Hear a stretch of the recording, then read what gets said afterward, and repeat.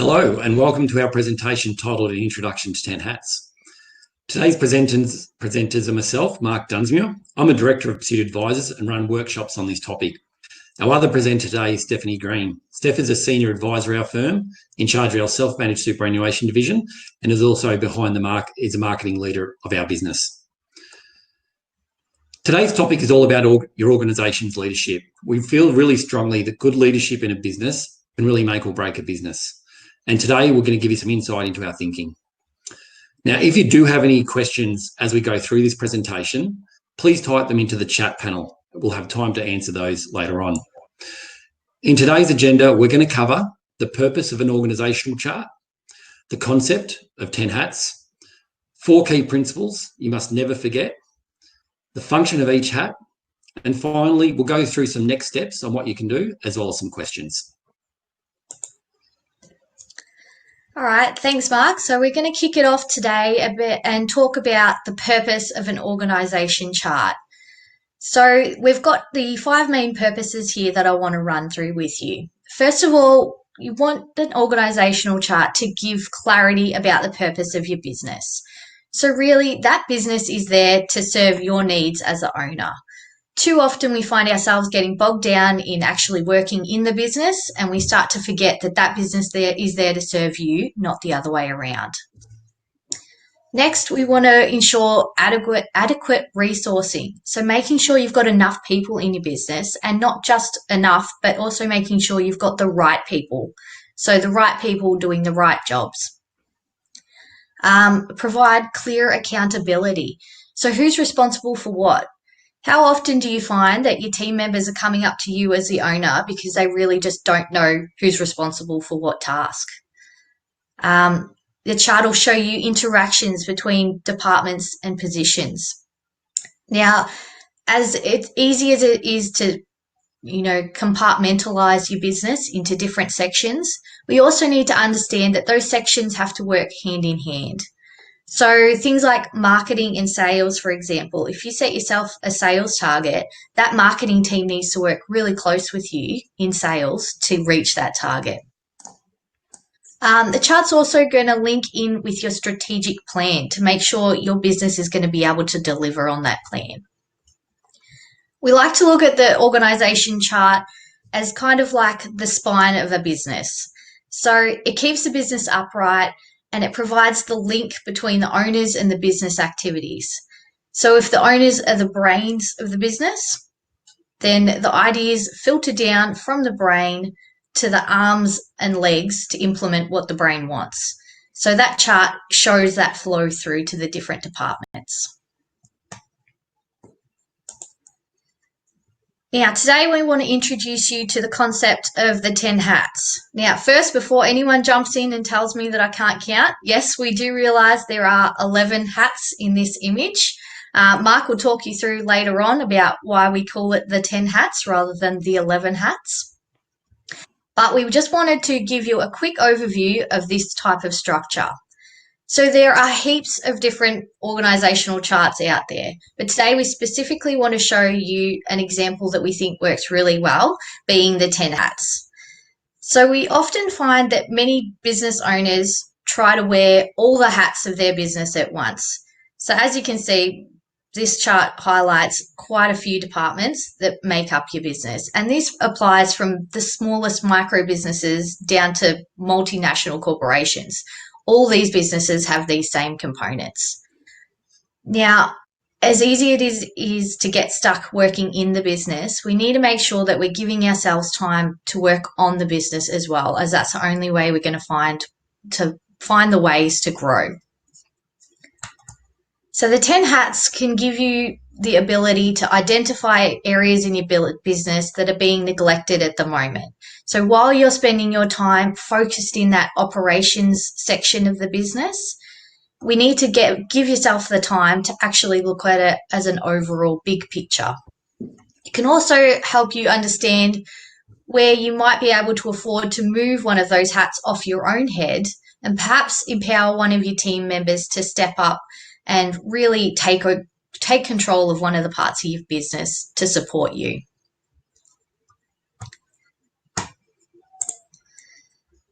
So, too often we find that we end up setting up an organisation chart and it gets put in a drawer in the filing cabinet, probably along with a business plan that you set up 10 years ago and never gets looked at again. So, what we want to do when we're looking at these charts is we're trying to find ways to reduce bottlenecks in your business. So, there's 5 key fundamentals that we're going to go through here that make sure that we're not just simply drawing a picture of what your business looks like, but we're actually addressing it. We're making sure it's appropriate and changing things if they're not working at the moment. So the fundamentals we want to consider are we need to keep it visual.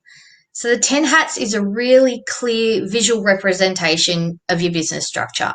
It's really easy to understand the flow through and the interactions between departments.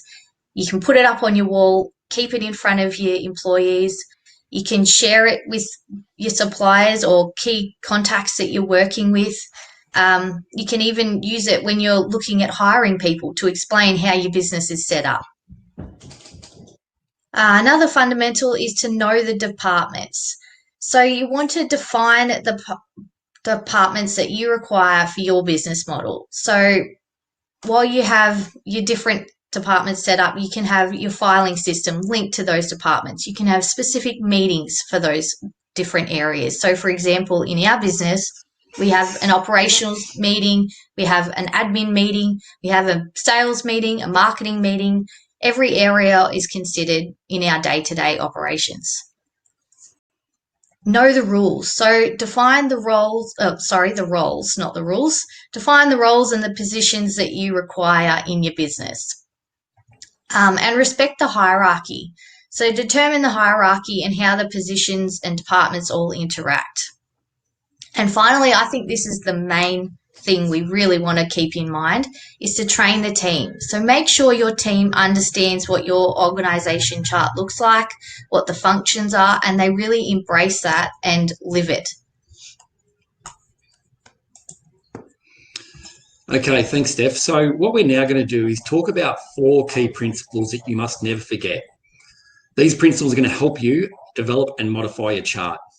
So the first principle is there can only ever be one leader. That's one leader of the business, one leader of each department, and we can't emphasize that enough. One person can wear multiple hats. So the CEO can also hold the sales manager role, for example. But 2 people cannot lead the business or one department. Otherwise, there's going to be confusion for the team as to who they report to and where accountability lies. Often when I'm talking to small business and I ask them who's responsible for something, if there's 2 owners, I tend to get the answer, we're both in charge. I take that as code as nobody's actually in charge. The second principle, responsibility and doing are not the same. And there's a big difference between doing something and being responsible for it.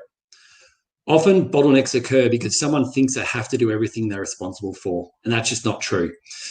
They're often the ones who don't delegate effectively. So remember, if you delegate a task, you're still actually responsible for it. You're just not necessarily the person who's going to be doing it. Another key principle here is roles before people. So get clear on who is doing what, but don't shape a role around a person. Often when you're creating an organizational chart, it's actually best to start with the roles and actually not think of any of the people in the business while you're doing it. Get clear on the role, determine the tasks and the responsibilities before thinking about the individuals that you have in your team. That way, it's likely you'll be able to live into the fundamentals that Steph just outlined.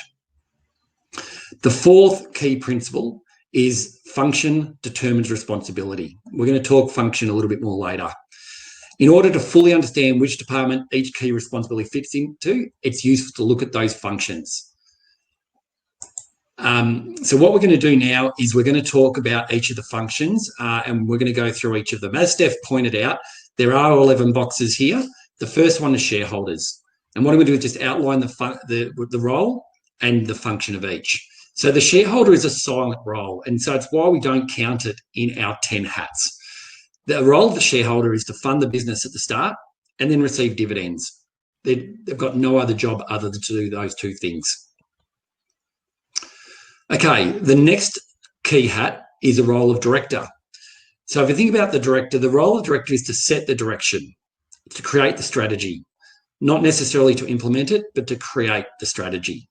We find this is a role that a lot of small business owners forget about.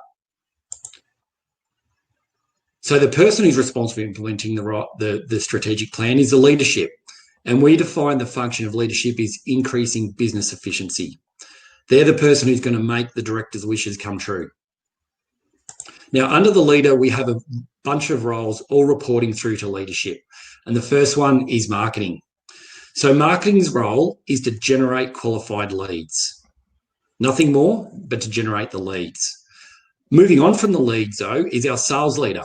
So the sales leader role, their job is to convert prospects. The next role, and this is the one we find most business owners live 95% of the times in operations. Because you're good at something, you tend to say, well, I could probably run that business better than my boss. And that's generally the reason why you go and start a business. Now, the role of operations, the pure function of operations is generate cash. This is where we find most businesses are confident in, because we're confident in our technical ability. But you can't generate cash if you haven't generated the lead, if you haven't converted the prospect. So we find operations is something that everyone's comfortable in, but is not necessarily the most important of these roles. Next role is finance. The role of finance is to manage the cash, project cash flow, run budgets and reports. Then we move on to administration. Administration is a really important function within a business because the admin department can increase your team efficiency. We'll have members in the operations team work on administration tasks. They're probably not going to do it as well, and they're probably going to get in the way of actually generating cash, which is what their main function is. The next role is IT, and the role of IT is to increase business efficiency. For a lot of businesses, IT may decrease business efficiency if they don't use it well. But the role of the IT leader is to harness what we call your IT stack and actually use it for the business to create efficiency. We then have HR. The role of the HR leader is to increase team performance. So that would be in the role of creating position descriptions, meeting and performing performance appraisals, making sure you've got policies and procedures in place for your business. We find a lot of small businesses don't really wear the HR leader hat enough. They tend to just get in the role, as we talked about in operations, of doing, when they really are missing things like policies that are needed for how staff operate and how they interact. And the final hat in our 10 hats is product development. The role of product development is to improve and innovate. So that's improve and innovate the products in your business or services, but also in the way your business operates as well. So what you'll see up here, we've got 11 boxes, but we call them the 10 hats. And we find these are the key leadership positions in your business. So what we thought we might do is just give you an active example, just to give you an understanding of what this might look like. And so what we're going to do is we're going to share ours. So what you'll see right up the top is we've got our leadership roles. And you'll see each of the roles are defined by colour. So if you look at this diagram, you'll actually see that there are 39 roles in our business. But we don't have 39 people in the business. We actually have 15. So as we talked before in regards to the 4 fundamentals, multiple people will wear multiple hats, but we only have one person wearing each of the leadership hats. So by having an organizational structure like this, it means my operations team know exactly who they need to report to. My operations leader, they know that they need to report to the CEO of our business. So we find this is important to just give an illustration to show that we're living into what we believe in strongly in terms of making sure that we've got the departments in our business that is going to help our business thrive, and we think you can do the same in yours. Good point, Mark. And this is something we actually have displayed all over our office. So it's something, as I mentioned earlier, about keeping it visual. We definitely live into that. It's plastered across the walls. I've even got a picture up in my home office. So it's all over our business. Yeah. So now, what we'll do is questions. we'll take some questions, and while people are thinking of some questions, we'll pose a couple for you that we often get. And one of the questions I often get is, well, Mark, I'm a sole trader. What do I do in that case? And really, it's important you understand as a sole trader, just because you're the only person in the business doesn't mean you can't operate in a 10-hat structure. In fact, if you think about it, separating the task is actually more important about helping you run your business. We find a lot of sole traders, as we talked about before, generally they'll live in the operations hat, so they'll just be in the doing. Whereas actually if they put time aside and wear the different hats at different times within their business, they may find they start running better marketing campaigns. They may find they start converting prospects better, because what they're doing when they're thinking about those functions is they're thinking about the hat they need to wear. We found in our business that when we did split out those leadership roles, then myself and my business partner, Paul, started doing better at our roles because we actually put those hats on and realised that we may have only been flirting at the edges. So it gets you. So wearing those hats gets you out of the operational hat, which I guarantee most people on this call would be wearing 95% of the time. Definitely. Another question that we want to address. So, as a business owner, which hat do you actually need to hold on to? So at the moment, you're probably wearing all of them, but is there any key essential hat that you need to hold? At this point, the only one you really need as an owner is the director's hat. So the directors basically set the tone for the whole business. That's one thing that your owner really wants to be involved in. All the other hats, though, can be worn by other people. So they all report back up to the directors. And you might find that you're not actually the best person to be wearing that hat. And it also lets you give that ability to bring in your team members, get them more involved, and get them embracing the business as a whole. And actually, that's a really good point, Steph. And if we use our business as an example again, we appointed Stephanie to the marketing role around about a year ago. And those of you who watch our website and whatnot, you'll have seen a massive increase in our marketing capabilities when Paul and I recognised that it didn't have to be the owner who was actually going to be the hat wearer for marketing. By actually putting Stephanie in charge of that, we've actually found our marketing efforts have increased and improved by at least 300%.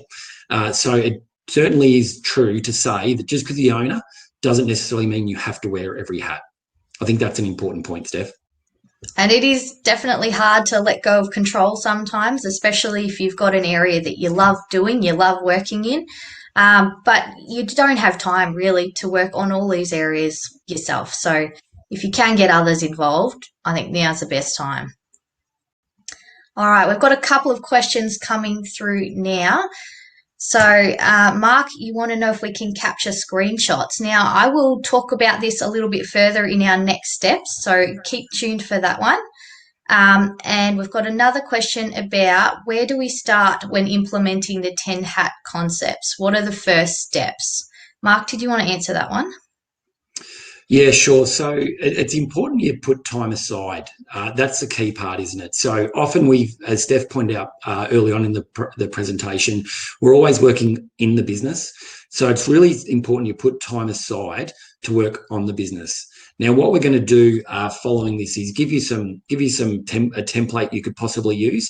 But we, as a business, also run workshops in this space, and so we can help you in setting up that 10 hats and making it work in your business. So importantly, it's about putting time aside. It's really also when you put time aside, as Steph talked about earlier on, it's really important that once you start putting this in place, you involve your team and you really train your team through it. So what we'll do is we'll give a bit more detail on that in the next step stage about what the next steps will look like. So we've just got a comment here from Michael. So for a small business, it is important to know when to call for assistance in the areas that you're not an expert in. So that's an excellent point, Michael. And this is another reason why, as the owner, you might not be the best person to wear that hat. So, for example, with marketing, you might not be fantastic with your marketing, but you could look to bring in someone else who can complement your services there and really build up those skills in the whole business. Okay, we'll move on to the next steps now. So what I would love for you guys to do today, so I'm really pleased that you've taken the time to register and watch the session. If you haven't watched live, then watch the recording. We really want you to get good value from this session. So 2 key steps we want you to look at. First of all is to have a look at your own business. So do you feel like you are wearing all of those hats at the moment and you're running yourself ragged trying to get across everything you need to cover? Do you find you're stuck in operations and you're not looking at anything else? Do you even have a business structure? Have you thought about what that looks like at the moment? From there, I want you to have a think about what approach you want to take out of today. So I've got 3 approaches here for you. The DIY approach, which is basically that you've come along, you've got the key ideas, you're going to take away what we've talked about today and just try and implement it yourself. Then we've got the template approach. So as I mentioned before, we're going to send out, if you would like, a template, so a blank 10 hats template for you to use, along with a few key questions to get you started in setting up your own organization chart. And then if you really wanted the extra support and to be held accountable, we can use the hands-free approach, which involves getting in contact with us, and we can run a 10 hats session for you, which is a full day session to really get your business set up, ready to succeed. So thank you so much, everyone, for attending, and if you're watching the recording as well. We will be running another webinar on the 30th of September. So this session will be around business planning. But if you do have any other ideas on topics you want to see presented in the future, please send them through. We're always open to ideas. If you just send them to our inquiries at Pursuit Advisors email address, or contact one of your advisors directly, that's fine as well. And if you have any questions post this session, Paul and Megan will be running another Q&A session tomorrow at 4 p.m. So feel free to join them then. Thank you so much, everyone. Catch you next time.